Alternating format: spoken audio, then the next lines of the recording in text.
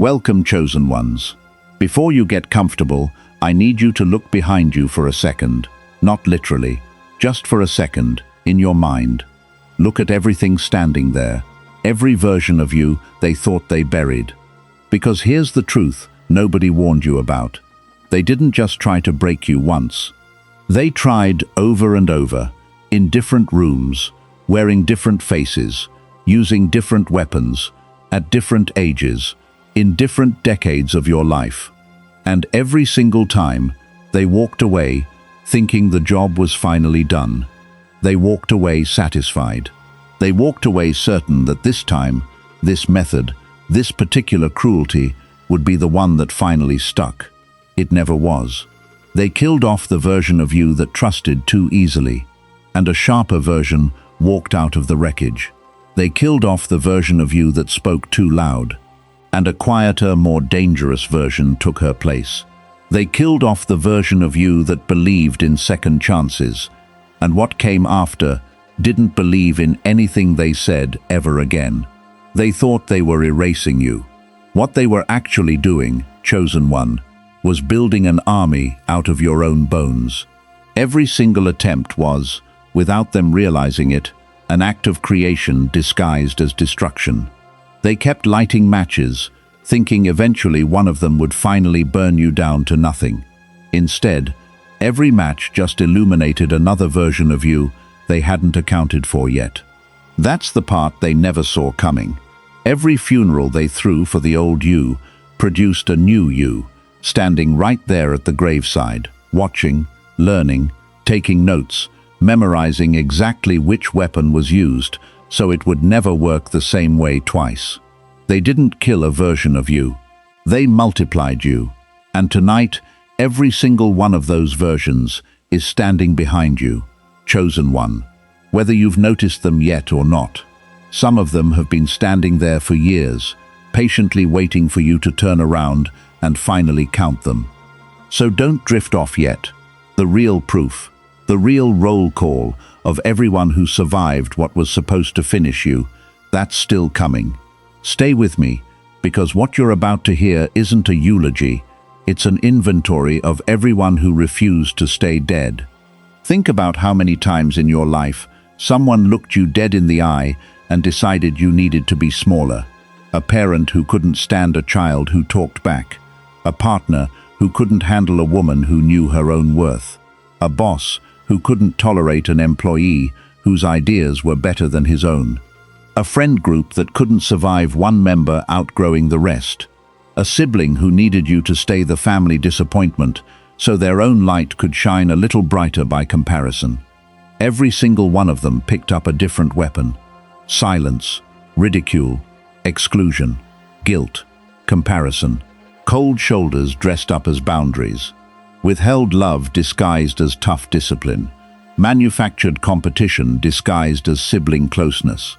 And every single one of them was aiming at the exact same target, you. Except they weren't fighting one version of you, they were fighting a lineage.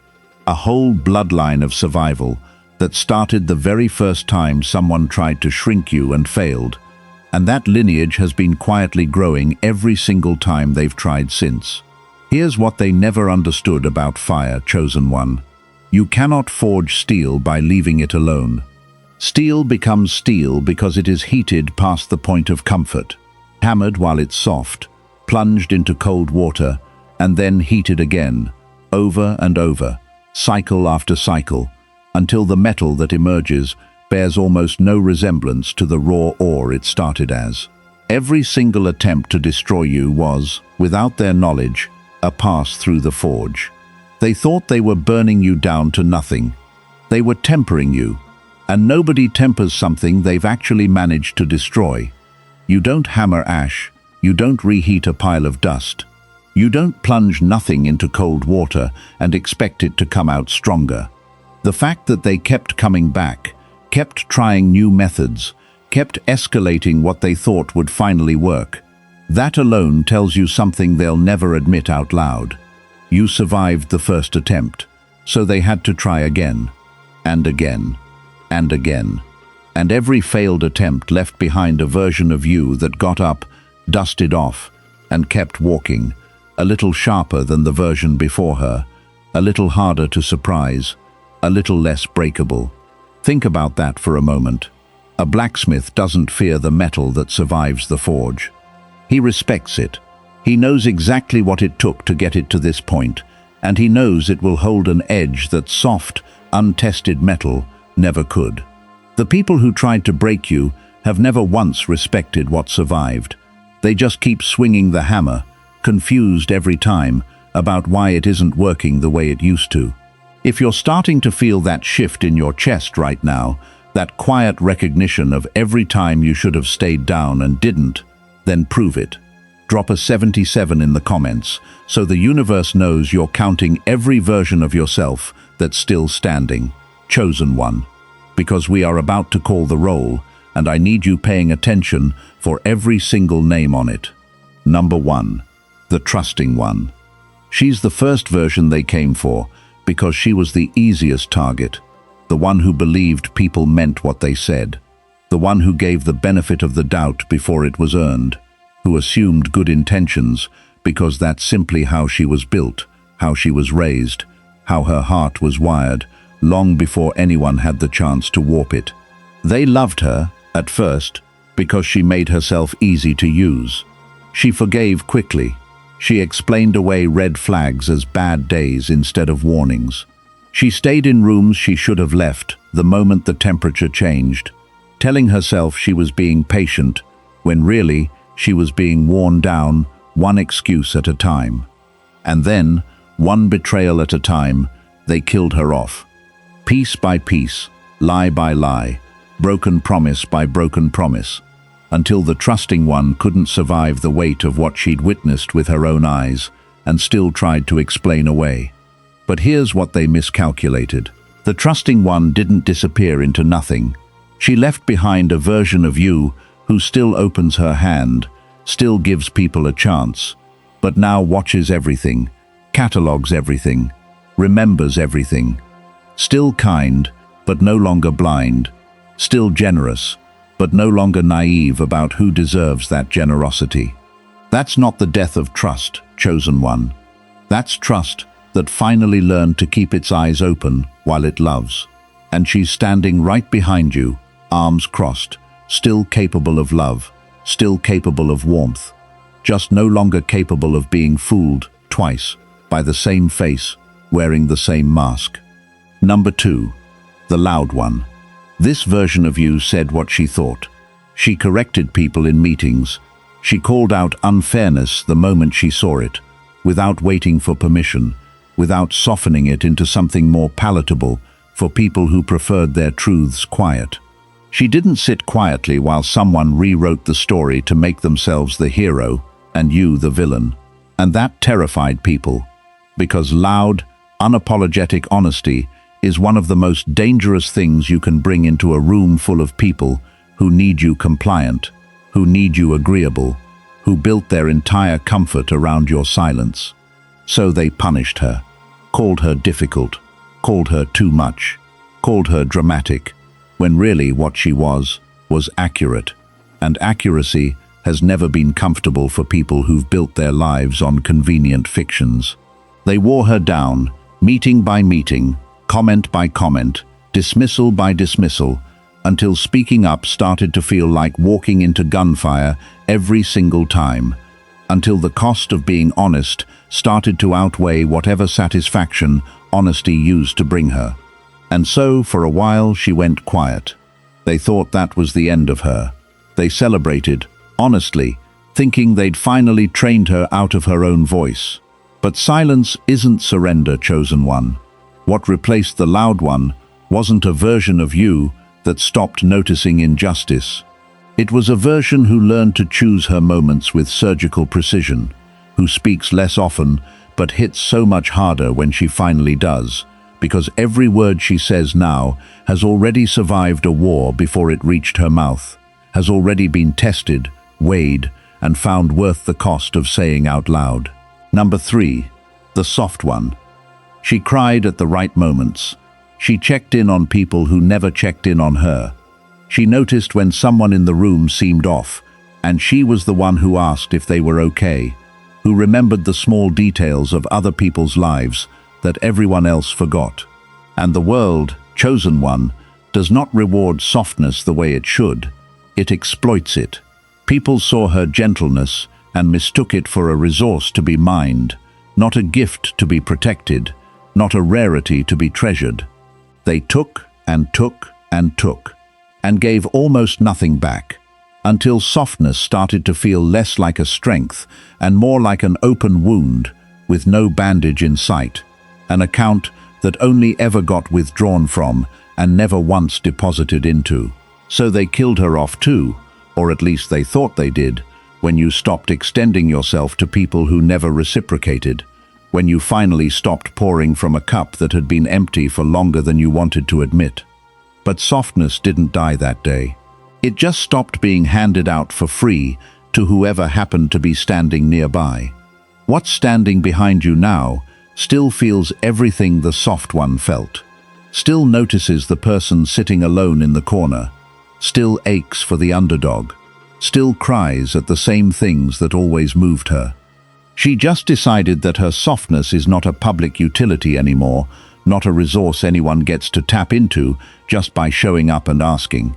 It's reserved now for people who've proven, through consistent action and not just convenient words, that they deserve it. Now don't drift yet, chosen one. What you just heard is only the beginning of the roll call. There are so many more versions of you standing behind you right now, and each one has a story about exactly how they tried to erase her and failed. If you're ready to keep counting, drop 77 in the comments, like a quiet declaration that nobody's ever actually gotten rid of you. Not once, not ever, not for lack of trying. Number 4, the ambitious one. She had plans. She wanted more than what she was handed, and she said so out loud, which apparently was unforgivable to the people around her who had already settled into smallness themselves and needed everyone around them to settle too. Ambition threatens people who've made peace with staying still, because your movement makes their stillness impossible to ignore. So they mocked her goals, called them unrealistic, told her, gently or not so gently, to be practical, to lower the bar, to stop embarrassing herself by wanting things that people like her, in their eyes, weren't supposed to want, weren't built for, weren't destined to have. And for a while, that wore her down. The ambitious one went quiet, tucked her plans into a drawer, told herself maybe they were right, maybe wanting more really was a character flaw instead of a compass. But ambition doesn't actually die, chosen one. It just goes underground and keeps building in the dark, where nobody can reach it anymore, where nobody's doubt can water it down. What's standing behind you now isn't louder about her goals. She's just far less interested in explaining them to anyone who never believed in the first version of her dream to begin with. She lets the results speak now, because words were never what convinced these people anyway. Number 5, the forgiving one. She let things go, genuinely, not performatively. She believed that grudges cost more than they were worth, and she chose peace over being right.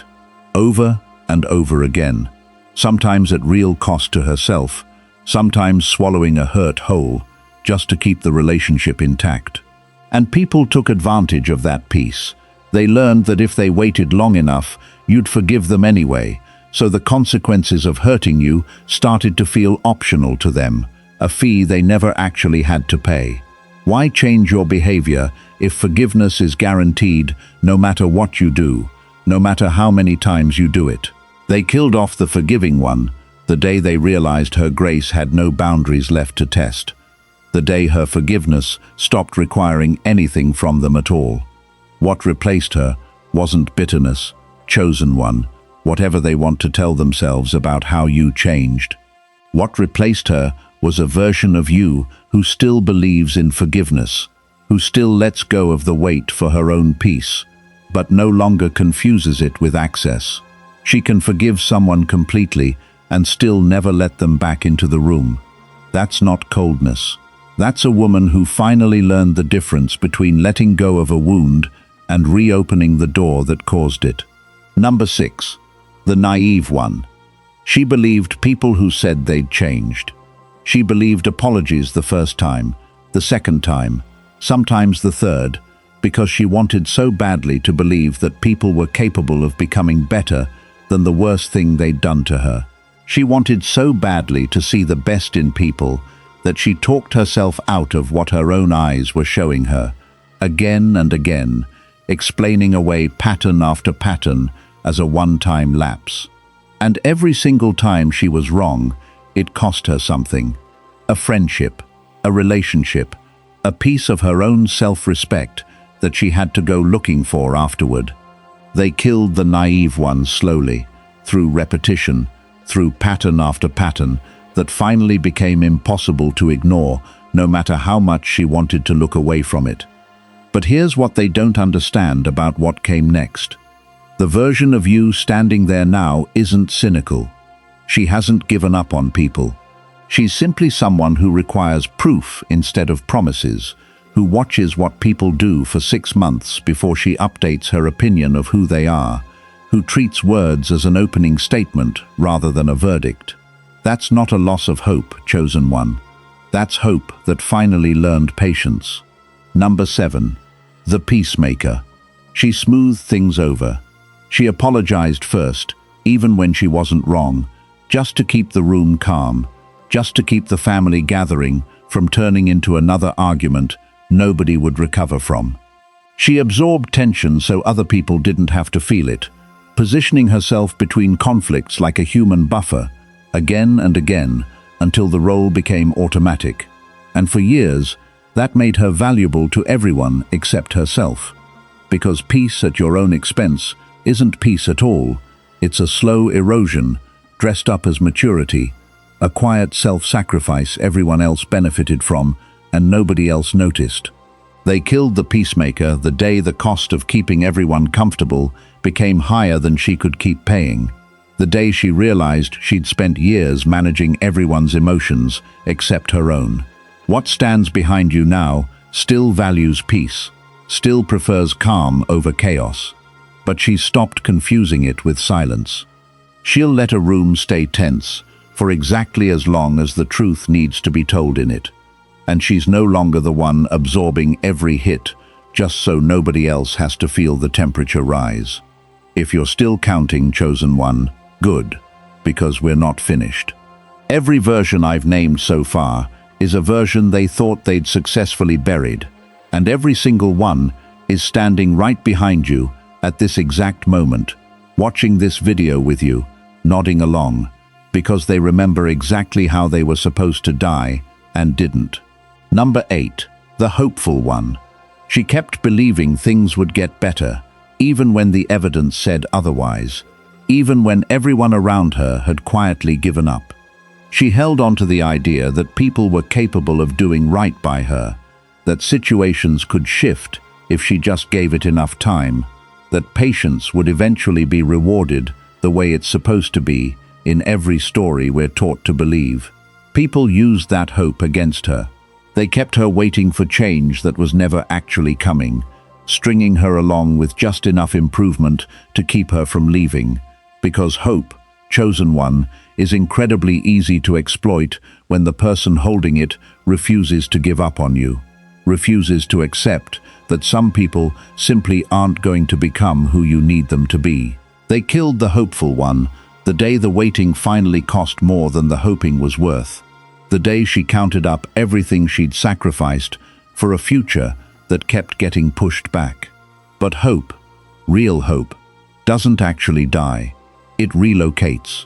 It finds a new address.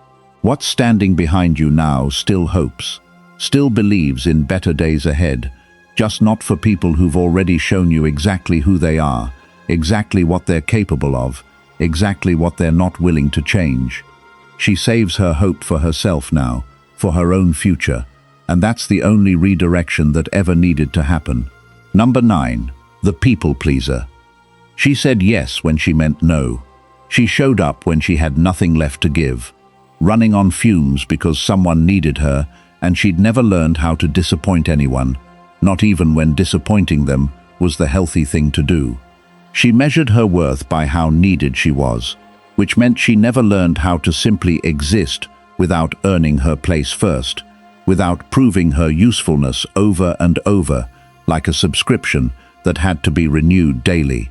People loved that about her, of course they did, because a person who can't say no is the easiest person in the world to take from, endlessly, without consequence. They killed the people pleaser slowly, exhaustion by exhaustion, favor by favor, until there was nothing left to give away, and she finally understood that being needed and being valued were never the same thing. What replaced her wasn't selfishness, whatever they'll try to call it now that you have boundaries. What replaced her is a woman who finally understands that her presence is not a debt she owes to anyone who simply expects it, that her time and energy are not community property to be claimed by whoever asks loudest. Number 10. The Invisible One. She learned early to take up as little space as possible. Don't be too loud, don't be too much, don't be too visible. Because visibility, in certain rooms, made her a target, made her the one singled out for criticism, for comparison, for correction. So she shrank. She became easy to overlook, easy to talk over, easy to leave out of the plans entirely, and for a long time, that felt safer than being seen, safer than being the one everyone's attention landed on. They killed the Invisible One, the day staying small stopped protecting her from anything at all, the day she realized shrinking hadn't actually made her safe, it had just made her easier to ignore, easier to overlook, when good things were being handed out too. What's standing behind you now takes up exactly the space she was always meant to take up. No more apologizing for the room noticing her. No more making herself smaller so someone else could feel bigger. Number 11. The One Who Explained Herself. She used to justify every decision. Every boundary came with a paragraph of reasoning attached, because she believed if she just explained clearly enough, thoroughly enough, patiently enough, people would finally understand and stop being upset with her. They never did. No amount of explanation was ever enough for people who had already decided, long before you opened your mouth, exactly what story they wanted to tell about you, exactly which version of the narrative made them the reasonable one. They killed the explaining one the day she realized her reasons were being collected as ammunition, not understood as truth, turned around and used against her in the very next conversation. What stands behind you now says what she means, once, clearly, and doesn't hand out the receipts anymore, doesn't perform her reasoning for an audience that was never actually listening to understand. Number 12. The One Who Stayed Too Long. In relationships that had already ended long before the final goodbye, existing on momentum and habit alone. In jobs that had stopped valuing her years before she finally walked out the door, staying loyal to a place that had long since stopped being loyal back. In friendships that were technically still alive, but had been quietly dead for a while, kept on life support by nothing but history and guilt. She stayed because leaving felt like failure, because she kept believing one more conversation, one more chance, one more effort would fix what was already broken beyond repair, past the point any amount of effort could reach. They killed that version of you the day staying finally hurt more than leaving ever could. The day the fear of the unknown finally lost to the exhaustion of the known. What's standing behind you now leaves the moment something stops serving her, and she doesn't wait for permission or proof or a perfect exit anymore. She trusts the ache in her own chest before she trusts anybody's promises about how things are going to change this time. Number 13. The One Who Apologized for Existing. This might be the version they tried hardest to kill, because she was the most useful to them, the most convenient, the easiest to keep in line. The one who said sorry for taking up a seat, sorry for having needs, sorry for being upset about things that actually deserved to upset her, Sorry for simply being present in a room she had every right to be in. That version made herself smaller and smaller until there was almost nothing left to push against, almost nothing left for anyone to even bother attacking. And Chosen One, that's exactly the version standing tallest behind you right now. Because the day she stopped apologizing for existing was the day every other version I just named finally had room to stand up straight, finally had permission to take up the space they'd always deserved. So look behind you now, Chosen One. Really look, slowly, one by one. The trusting one who learned to keep her eyes open while she loves. The loud one who learned exactly when silence hits harder than any argument. The soft one who learned who actually deserves her softness. The ambitious one who stopped explaining her dreams to people who never believed them in the first place.